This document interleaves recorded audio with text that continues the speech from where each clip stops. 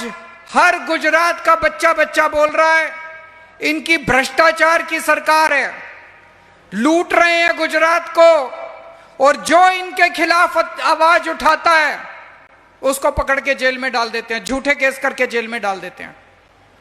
अभी ये केवल 85 किसानों की बात नहीं है, बीजेपी पूरे गुजरात के किसानों को संदेश देना चाहती है, खबरदार। किसानों को बीजेपी कह रही है खबरदार, अगर तुमने आवाज उठाई तो तुम्हारा भी यही हाल करेंगे। ये अत्याचार बर्दाश्त करोगे? ये अत्याचार बर्दाश्त करोगे? आवाज उठाओगे इसके खिलाफ? ये किसानों का अपमान है, खुलेआम बेइज्जती कर रही है, अपमान कर रही है बीजेपी। इस बार हर चुनाव में कसम खानी है, हर किसान को कसम खानी है कि कुछ भी कर देंगे, किसी को भी वोट दे देंगे, लेकिन बीजेपी को वोट नहीं देंगे, कमल को उखाड़ के फेंक देंगे गुजरात से।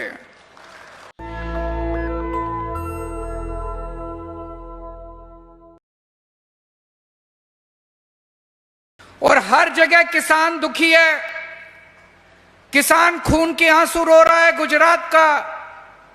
कहीं पीने का पानी नहीं है, कहीं सिंचाई का पानी नहीं है, हर चीज के दाम बढ़ गए, किसानों को अपनी फसल के पूरे दाम नहीं मिलते।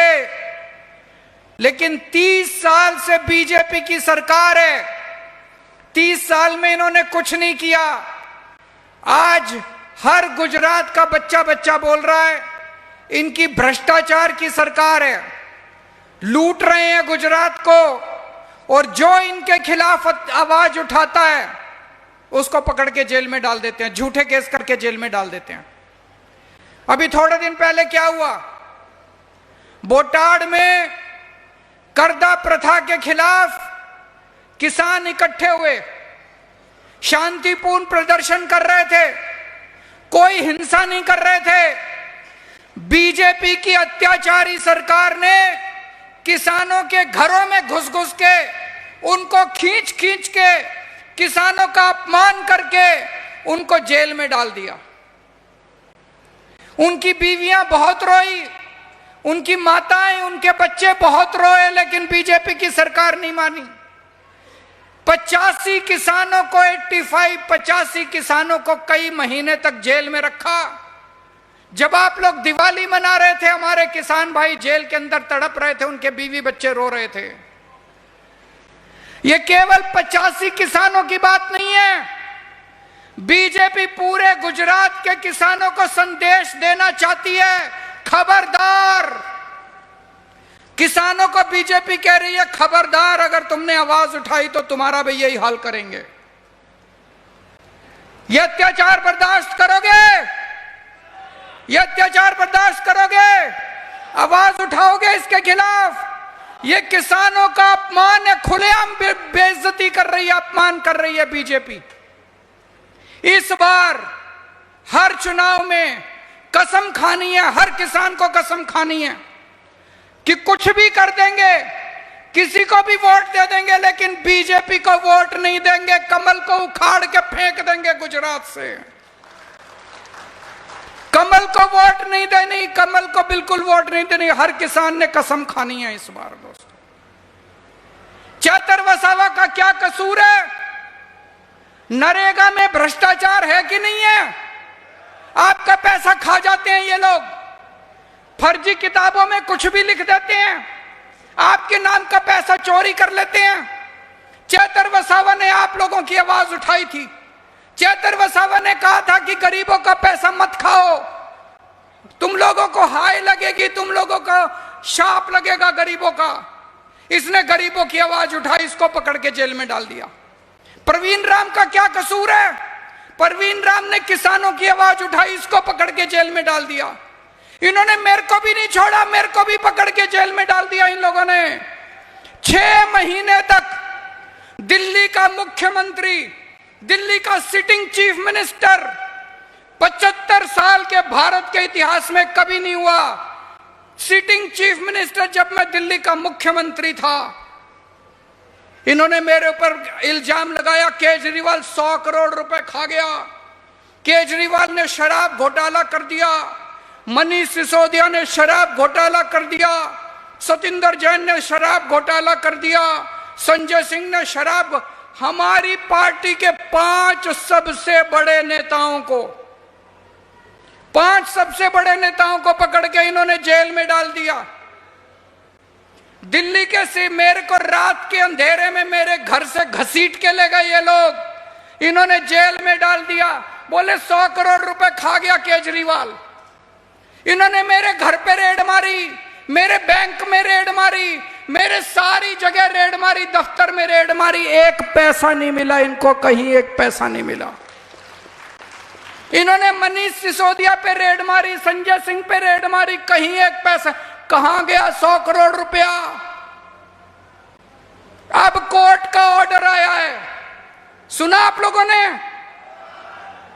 कोर्ट ने आदेश दिया है, कोर्ट ने कहा है केजरीवाल के खिलाफ मुकदमा नहीं बनता, केजरीवाल के खिलाफ कोई सबूत नहीं है, केजरीवाल के खिलाफ कोई गवाह नहीं है। बीजेपी कहती है केजरीवाल चोर है, कोर्ट कहता है केजरीवाल कट्टर ईमानदार है। आम आदमी पार्टी कट्टर ईमानदार है, आम आदमी पार्टी के नेता कट्टर ईमानदार है। कोर्ट ने कहा बीजेपी झूठी है, बीजेपी के आरोप झूठे हैं। कोर्ट ने कहा इतना भी सबूत नहीं है कि मुकदमा चलाया जा सके, मुकदमा भी नहीं चलेगा हमारे ऊपर, हम बरी नहीं हुए, बरी होते हैं मुकदमा चलने के बाद। कोर्ट ने कहा मुकदमा चलाने लायक भी सबूत नहीं है।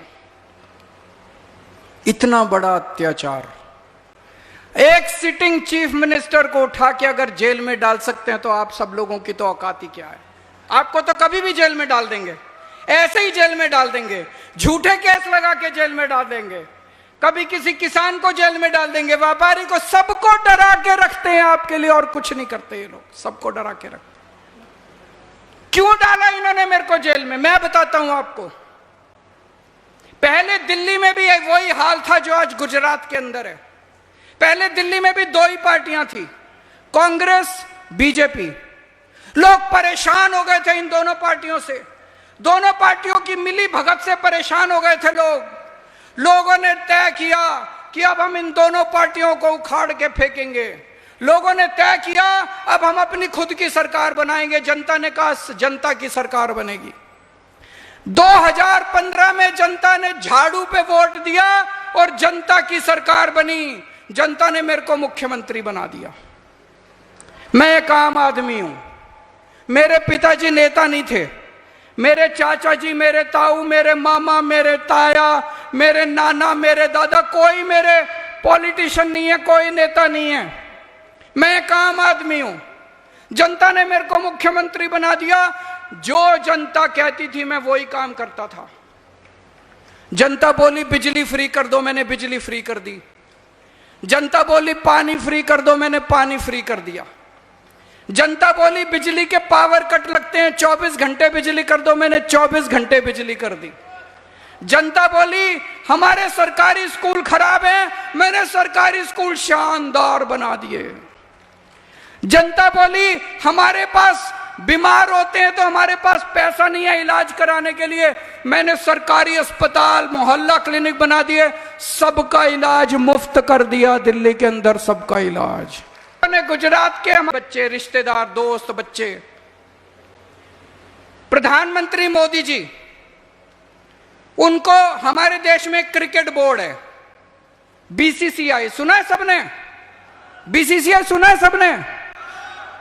प्रधानमंत्री जी को क्रिकेट बोर्ड का चेयरमैन बनाना था। गुजरात में 2 करोड़ युवा हैं, उनमें कईयों को अच्छी क्रिकेट खेलनी आती है, उनको खूब ज्ञान है। हमारे देश में 40 करोड़ युवा हैं, उनको 40 करोड़ युवा दिखाई नहीं दिए, उनको 2 करोड़ गुजरात के युवा दिखाई नहीं दिए। उन्होंने किसको चेयरमैन बनाया बीसीसीआई का? अमित शाह जी के बेटे को, अमित शाह जी के बेटे को। जब बीसीसीआई का चेयरमैन बनाना है तो मेरा बेटा, मेरा भतीजा, और जब वोट मांगने हैं तो आपके पास आते हैं। 2 करोड़ युवाओं में आपके बेटे को क्यों नहीं बनाया? कोई कमी है आपके बच्चे में? आपका बच्चा भी बन सकता था बीसीसीआई का चेयरमैन। 2 करोड़ युवाओं में तो कोई तो होगा जो बीसीसीआई का चेयरमैन बन जाता। उसके जैसा में ऐसी कौन सी खूबी है जो वो बीसीसीआई का चेयरमैन बना? उसके बाद उनको इंटरनेशनल क्रिकेट का चेयरमैन बनाना था। इंटरनेशनल क्रिकेट भी जैसा को इंटरनेशनल क्रिकेट का, अरे एक पोजीशन दे दी, वहां तो किसी दूसरे गुजराती को बिठा देते, गुजरात के किसी युवा को बिठा देते इंटरनेशनल क्रिकेट में। इंटरनेशनल क्रिकेट में 2 करोड़ युवाओं में से किसी को तो वहां भी जयशा को बिठाया। वहां भी इनको टिकट देनी होती है, अपने बच्चों को टिकट, एमएलए की टिकट देनी होती है, सारे अपने बच्चों को टिकट, इसके बच्चे को, उसके बच्चे को, इसके। अरे अपने हमारे बच्चों को टिकट क्यों नहीं मिलती? हमारे बच्चे कम है क्या? हमारे बच्चों में कोई कमी है? हमारे बच्चों को टिकट नहीं देते, अपने बच्चों को टिकट। अपने बच्चे मंत्री, अपने रिश्तेदार मंत्री, विधायक, एमएलए, सब अपने अपने घर में सब कुछ। हम बेवकूफ हैं, हम इनके पीछे पीछे घूमते हैं। इस बार यह व्यवस्था बदलनी है। नेशनल दस्तक की आपसे गुजारिश है कि अगर इसको बचाना चाहते हैं तो नेशनल दस्तक को सब्सक्राइब करने के लिए रेड कलर के सब्सक्राइब बटन को दबाएं, फिर बेल आइकन की घंटी दबाएं। नेशनल दस्तक को बचाने के लिए बहुत जरूरी है कि हर खबर को शेयर करें, लाइक करें, कमेंट जरूर करें।